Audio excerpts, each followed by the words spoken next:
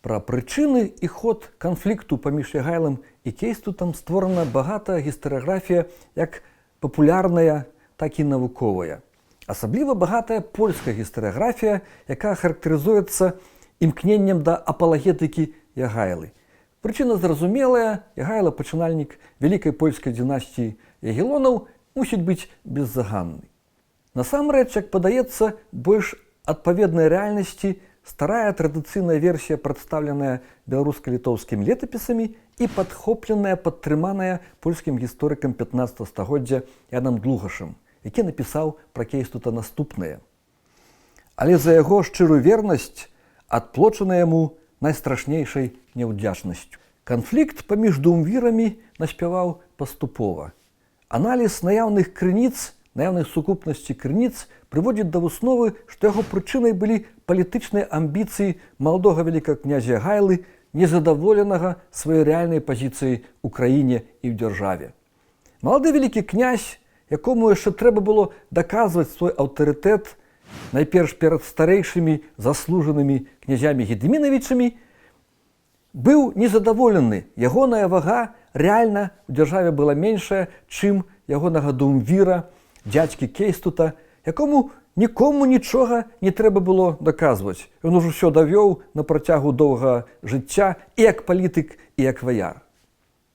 Канфлікт наспяваў паступова, і асноўныя крыніцы пра яго гэта два аўтэнтычных тэкста, якія паходзяць з аднаго тэкста, з адной крыніцы.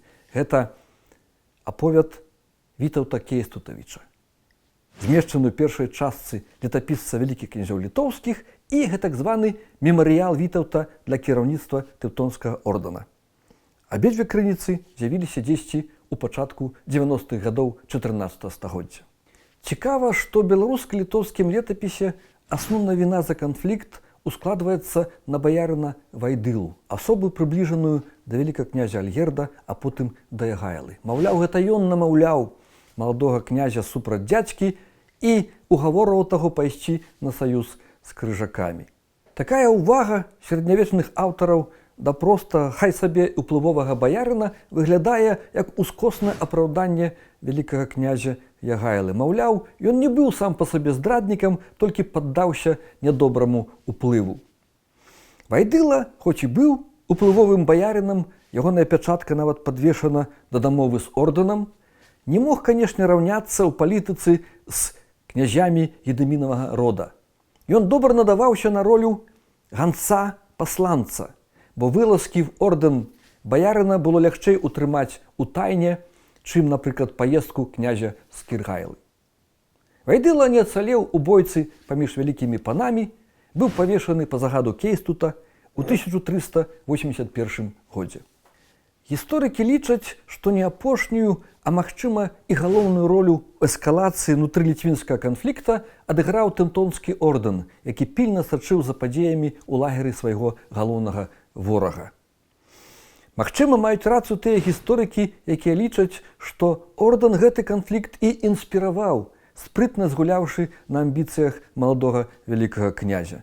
Прынамсі, старанне ордэнскага кіраўніцтва гэты канфлікт паглыбіць і завастрыць ні ў кога не выклікае сумненняў. Тэўтонскі ордэн заключыў з Ягайла патаемную дамову, намаўляў Ягайлу супраць Кейстута, у тым ліку праз яго маці, заключыў патаемную дамову, а потым зрабіў так, каб Кейстут пра гэтую дамову даведаўся. Свядомы палітычнай вагі і аўтарытэту дзядзькі, Ягайла пачынаў інтрыгу здалёк, дзейнічаў асцярожна і па магчымасці патаемна. Першым ягоным крокам было сагнанне з удзелу Андрэя Альгердавіча, старэйшага брата полацкага князя, найбольш заслужанага сярод сыноў Альгерда, даўняга саюзніка і паплечніка Кейстута ў вайсковых выправах. У выпадку адкрытага канфлікту паміж дуумвірамі Андрэй несумненна прыняў бы бок Кейстута. Той жа ніякіх дзеянняў абарону саюзніка не прадпрыняў, напэўна, дзеля захавання міру паміж дуумвірамі. Наступным крокам стала слыннае падарожжа князя з Кіргайлы на захад у ліпені 1379 года.